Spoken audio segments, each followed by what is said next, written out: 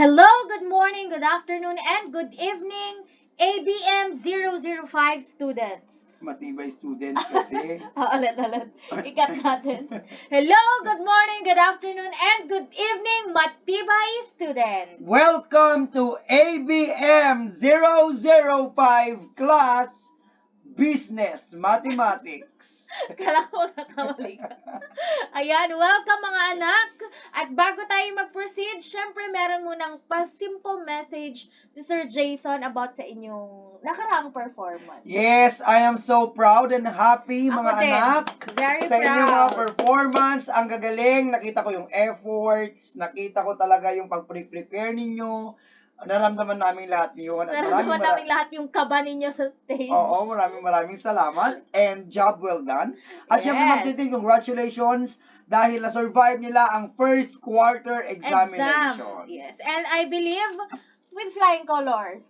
Di ba? Sana. At dahil dyan, May isang paalala, ang dami-dami ma po sa inyo ang hindi kumpleto ang module. So dito ko na sasabihin. performance, yes. Okay, so i-kumpleto natin yan this week kasi nga remediation week. Yes, hindi lang po sa subjects namin ni Sir Jason, but to all your subjects since you are a graduating student. Ayan, so kailangan natin yan. And because of that, let's now proceed with our Module 17. And 18 yan actually. Yung 18 yung susunod pang PowerPoint mamaya. Okay. So dalawang topic ngayon. Yes. It is illustrating how interest is computed specifically as applied to mortgage, amortization, and on services, utilities, and on deposits and loans. So, na-experience na natin yan, di ba? Na-experience na natin yung mga yan. And for our learning objective, we have to illustrate how interest is computed specifically as applied to mortgage, amortization, and on services, utilities, and on deposits and loans. Yan. Ay, May napagalaw pala. Siyempre, let's move on to the definition of terms. First is mortgage loan. Is when you use your property as collateral for a loan from a financial situation. For installment purchases, a down payment is generally required. Ayan. Kapag sinabi natin mortgage loan, nandyan na yung tinatawag nating collateral. Iko-collateral Yes, meron mo yung siyang bahay kapalit. mo, iko-collateral mo yung lupa mo, yung car mo, so Yes. forth and so on. Oo, That is so what we meron call siyang as kapalit mortgage bago loan. ka makapag-loan. Yes. Ayan. Pwede siya sa mga, anong tawag na doon? Bangko. Ayan, sa mga bangko or yung mga nagpapautang talaga. Lending companies. Yes, lending companies. And we also have down payment. It is usually a certain percent of the purchase price of the property. This is generally called the buyer's equity. So, depende po yan sa mapag-uusapan ninyo ng company. Pwedeng 50% down payment. Hindi, mostly- Pwedeng mostly 20% down 30%. payment. 30%. Yan. Sabi nga ni Sir, mostly 30% ang ginagamit. Amortization schedule, yan po kung experience niyo na ni mother nyo, tinatawag natin home credit. Oo. Yan Meron po, doon meron table. amortization schedule or table. It's a table or chart showing each monthly payment on an amortizing loan, indicating how much of each payment goes to interest and how much goes to principal. Yes, meron na din doong computation kung Oo nga, nandun papaano. na nga. Kaya nga, table Nandun na na siya. lahat. And, meron pa. Ayan. Paano daw mag-calculate ng amortization schedule? Kailangan nating sundin ang mga sumusunod. We have 3 steps. First is, starting in month 1, multiply the principal balance by the monthly interest to get the interest amount of the first month's payment. So, later Second. on, sa example, makikita ninyo yan. Second is to subtract the amount from the periodic payment to get the principal amount. And lastly, to calculate the next month's interest and principal payments, subtract the principal payment made in 1 month from the loan balance to get the new loan balance, and then repeat the steps above. Yan. For monthly, sa lahat ng months, kailangan mong gawin yan. Yun. Yun ang steps natin. And, Principal, this is basically the amount of money that you put on 4-time deposit. Si Ma'am Merchant, di ba? principal. The amount that will earn interest, yung principal, okay? Ang term natin is the time In that days. in days that you let your money be locked up, be it in 35, 63, 91, 182, or 364 days. Note that you cannot touch the principal Oh, amount take during note. the term that you have committed. So if you are thinking that you might need the money in the coming months, but you just cannot specifically tell when, then just take the shorter terms, 35 or 63 days for instance. Yan pa yung time deposit. Naka-time deposit siya. Ay, meron pa. Interest rate, sorry. This is the percentage that your principal deposit will grow if you let it stay in time deposit for 1 year. Note that this is an annual interest rate, so don't expect to get full length for a less than a year term. The rate also depends on the principal amount and the duration of time deposit. You can find out more about how this interest rate works for the committed period in the computation below. Papakita natin yan mamaya. Mamaya. Earned So, in- kapag less than a year mo siya ita-time deposit, hindi mo makukuha yung buo. Yes. And earned interest o ang tinatawag nating net is the amount that you will get after completing the term of your time deposit. Okay, Yun. mamaya malalaman natin yan lahat. Okay, so we have our formulas kung paano natin makukompute yung mga binasa natin ni Sir Jason kanina. Monthly payment, to determine the monthly payment, we use the following formula. A is our monthly payment is equal to interest times principal times 1 plus interest raised to the power of n all over 1 plus interest squared ay raised to the power of n minus 1. Napakahirap tingnan yung formula, pero inisa-isa natin yan sa ating example. Yes. And take note na sa ating formula po, constant po ang 1. Ibig sabihin, hindi siya nababago. So, that is for monthly payment. We also have the formula to compute the net interest earned is something like this. It goes like this out. Earned interest or ang net natin is equal to principal times interest rate times term divided by 360 times 100% minus tax rate. And we also have this one. Ayan. To compute for the down payment, purchase price times down payment percent. Yun lang po. Ganun lang po kasimple. And I think this is the last one. How to compute for down Madali lang payment? yan. Mortgage Kapag loan mortgage loan ang hinahanap. is equal to purchase price minus the down payment. May down payment Ayun. percent din yata yan. So ito mamaya yung sa may i-explain natin percent. yan Yung sa may sa percent. video discussion. Ayun. Let's proceed with our Examples! Let us consider our first example, okay? Stephanie wished to purchase a second-hand car worth 312,500 and the seller requires a 20% down payment. What is the amount of the mortgage loan? So, ang tinatanong niya, Ma'am Tintin, is the amount of the mortgage loan. Okay, alam natin that when we are looking for a mortgage loan, that is equal to purchase minus down payment. Okay? Meron tayong purchase which is 312,500 but we don't know the down payment. So in order for us to get the mortgage loan, kailangan muna nating alamin si down payment. And we have our formula in finding our down payment. That is, down payment is equal to purchase price times down payment percent. Okay? So down payment muna tayo. This is down payment. Magkano po ang ating purchase price, ma'am? That is equal to 312,500. Okay? Multiply it by down payment percent, which is 20% or equal to 0.20. That is equal to what? Okay? Dun tayo sa pangmahirap na calculator. We have 312,500 times 0.20. That is equal to 62,500. Okay, this is just the down payment. Okay, now, we're now ready to get our mortgage loan. Kasi mortgage loan ang kanyang tinatanong. Mortgage loan is equal to, sabi niya ma'am, purchase price which is 312,500. Okay, minus, sabi niya, which is our down payment or equal to 62,500. So, our mortgage loan will be equal to 312,500 minus 62,500 equal to 250,000. So the mortgage loan is equal to 250,000. Are we clear? Yes. Okay. Okay na. Okay. Let's have example number 2. Huwag tayong magsawa kay Stephanie.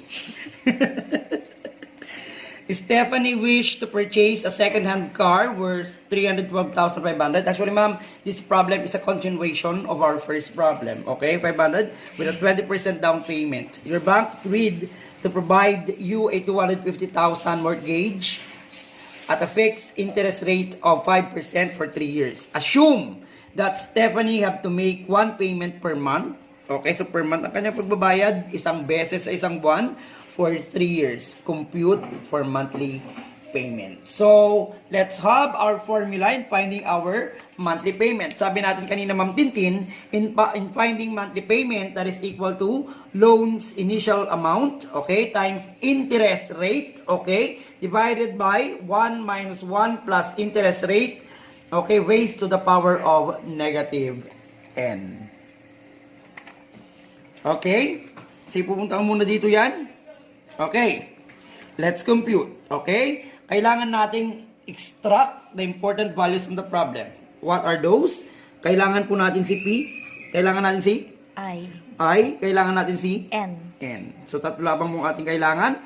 Obviously, our P is equal to 312,500. No.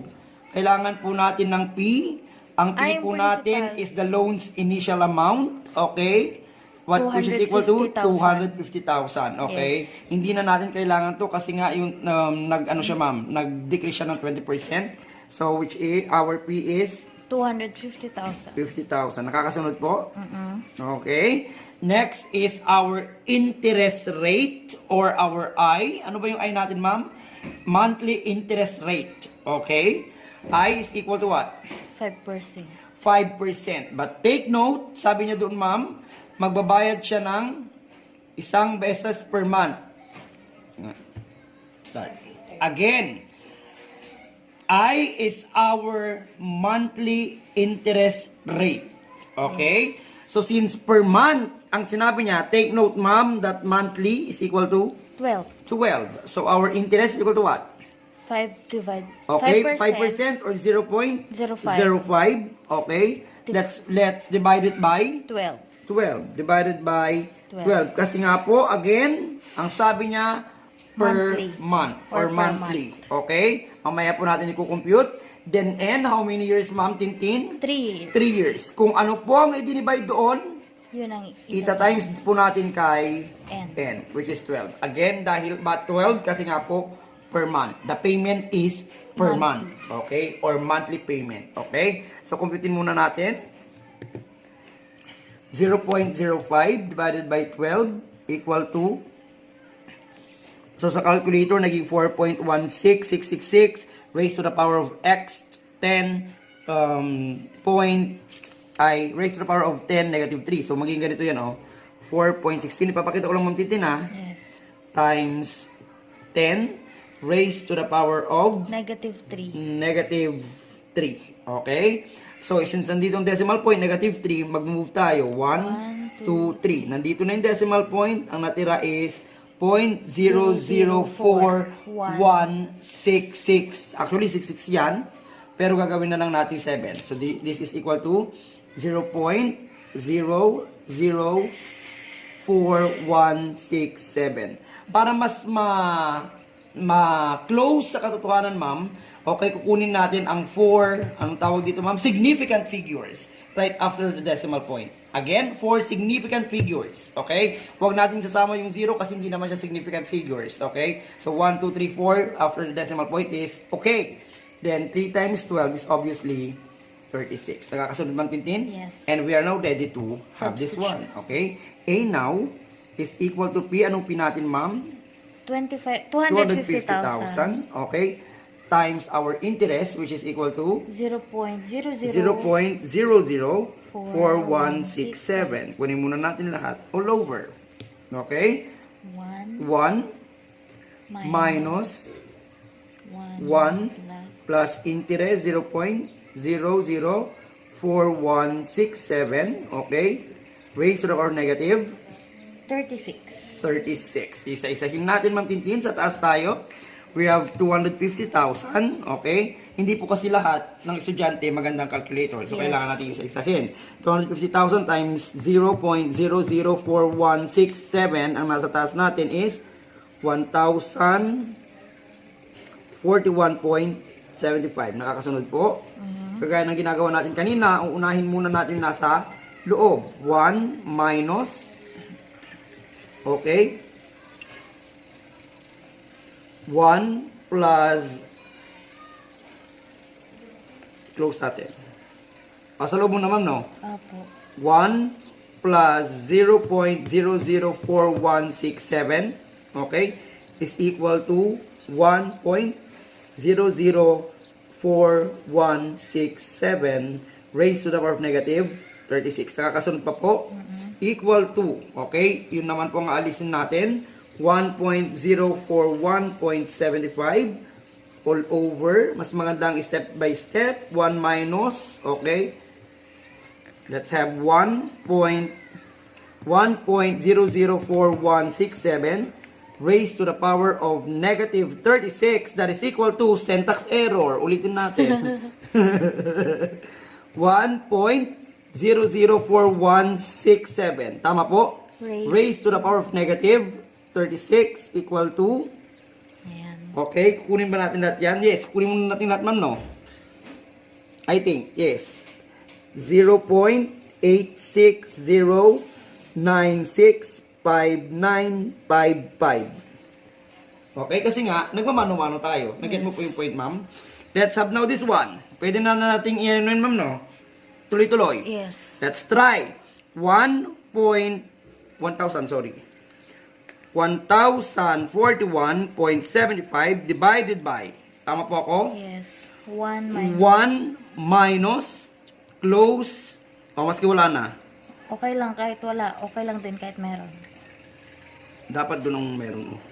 1 divided by 1 minus 0.860965,955. Tama ba?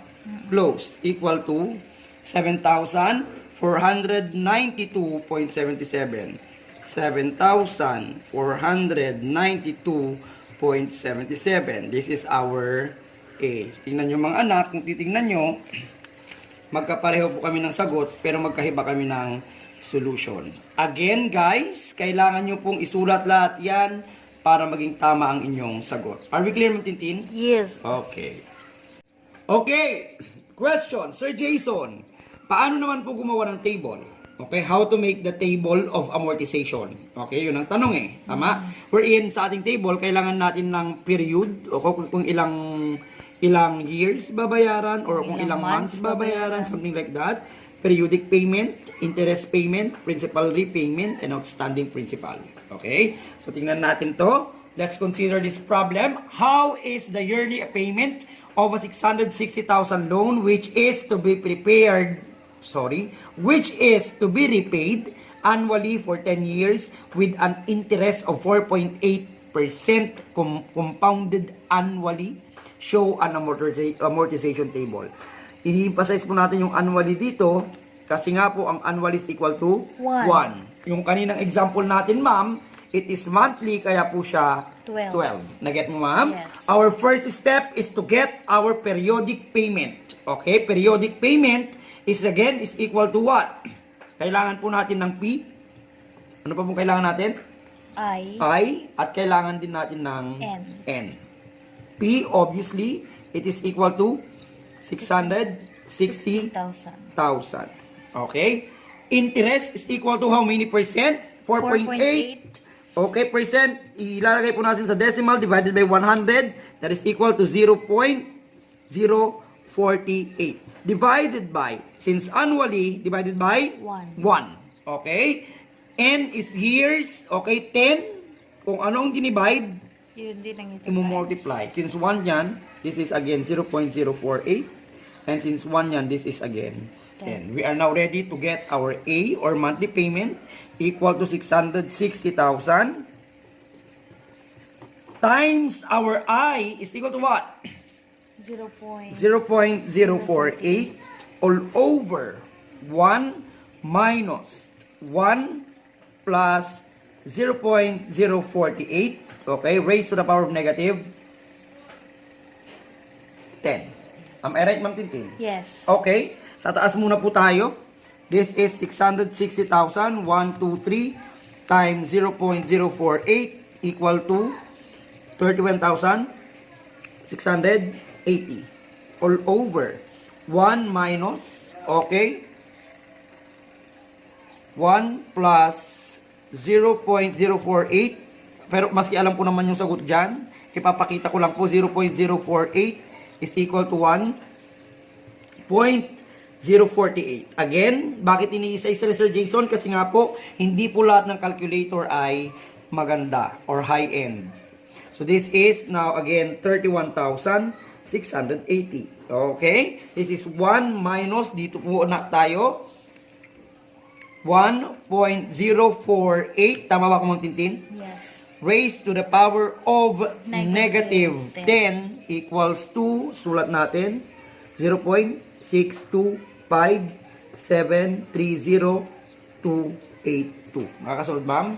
Yan, pwede na po natin ituloy-tuloy. Okay? 31,680. Okay? Divided by, close parenthesis, 1 minus 0.625730282. Our monthly payment is equal to 84,644.84. Okay, so yan, ilalagay natin dito lahat. Nagat mo, Ma'am Tintin? Yes. 84,644.84. 84,644.84 hanggang po dyan sa baba, pare-pareho lang po yan. Nakakasunod, Ma'am Tintin? Yes. Bakit 10? Because 10 years po siyang babayaran. Kaya po siya 10. Let's now have interest payment. Okay, dito lang muna po tayo sa first. Nakakasunod, Ma'am Tintin? Interest payment is equal to, okay? Ano equal siya, ma'am? Equal siya ka? Outstanding payment. Outstanding payment times interest. Ang outstanding payment natin is definitely what? 660,000. 660,000, 1, 2, 3. Isn't it? Yes. Times. Okay, interest. Ang interest po natin is again 0.048. 0.048. Kaya po nakuha si 31,680. Okay? Maliwanag yun, Mapintin? Yes. Nakuha yan? Okay, next, principal repayment. Ang gagawin lang natin, ang periodic payment, ima-minus po natin kay interest payment. Okay? So, 84,644.84, okay, minus 31,680. Kaya po nakuha si 52,964.84. That is check. Okay? Paano po tumukuha, Mapintin? Okay? Take note that our initial amount is 660,000, 1, 2, 3. Ima-minus po natin si Periodic payment. periodic payment. Are you sure? I think ito. Principal payment, ma'am. Minus 52,964.84. Kaya po nakuha si 607,035.16. Nakuha, ma'am, Tintin? Yes. Okay. Nakuha ito. Now! Lagay mo to R. Ha? Ito. Repayment R. pala, PR. Yan. Yan. Next, sa second year, ma'am, okay, dito na tayo magre-rely. Okay? Again, okay? Interest payment, paano natin kukunin, ma'am? Okay? Dito tayo. Yes. Stop. Okay, so outstanding principal, again, outstanding principal times interest. 607,035.16 times, ilan po yung 0.048, kaya po nakuha si 29,137.69. Nakuha, Ma'am Tintin? Yes. Next, pag dito po, pag maminusin lang po natin, si ito at ito. Nakuha po natin. So, 84,644.84 minus 29,137.69, that is equal to 55,507.15. Check. Okay? Next, ito naman. Okay? Ito naman, makukuha pag pinag-minus si initial amount. Initial amount natin is ito. Tama, ma'am? Yes, tas principal. Tas principal. Initial amount is 660,000. 1, 2, 3. 600 minus 55,507.15. That is equal to 600. Okay, para makuha ito ma'am, dito na tayo magre-rely. Oo. So, hindi na po doon. Okay? Naka-play na ba yan? So, 607,035.16 minus. Okay? Ito, 55,507.15. Kaya po siya magiging 551,528.01. Last, papakita Gawin pa natin natin. yung susunod. Gagawin natin yung susunod. Interest payment. Again, interest payment is outstanding balance or outstanding principal times interest. Dito na po tayo. Sa 551. Nakuha natin mantitin. 551. 528.01 times. Anong interest natin? 0.048. Yan po ang mapupunta sa 26,473.34. Next. Para makuha ito, pagsusubtrakin natin to. 84,644.84 minus 26,473.34, that is equal to 58,171.15. Okay? At para makuha ito, ang kailangan natin gawin is, ito, isubtract natin ito. So, si 551, 528.01 minus 58,171.15 is equal to 493,356.86. Maliwanag Ma'am Tintin? Yes. Yung mga remaining years, kayo na pong magpuno. Okay? Just follow the steps, okay, in completing the amortization table. Basta ang tandaan, ang gagamiting data sa number 4 is yung na kay number 3. 3. Ang gagamiting data kay number 5 ay yung na kay number 4, so forth and so on.